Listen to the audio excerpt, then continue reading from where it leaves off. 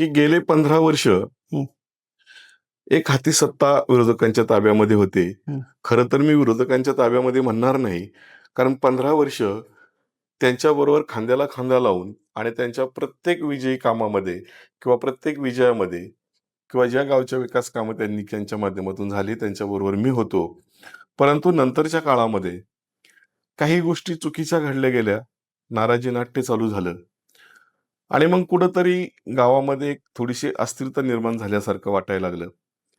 लोकांना कुठेतरी आपल्याच गावामध्ये एक थोडंसं परकी भूमिका वाटायला लागली, की बाबा आपलं जे गावचं गावपण होतं, गावची युती होती, त्याच्यामध्ये थोडीशी कुठेतरी बाधा यायला लागली. आणि त्या माध्यमातून पुन्हा एक नवीन संघटन बांधण्याचं काम आम्ही केलं, की बाबा आपल्या गावचं गावपण जपलं पाहिजे.